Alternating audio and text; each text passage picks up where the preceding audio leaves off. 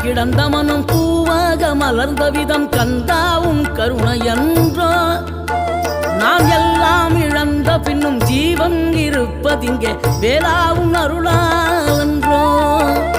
கோடி பணம் இருந்தாலும் மேலும் அதை தேடுகின்ற மானிடர்கள் கூட்டம் நடுவே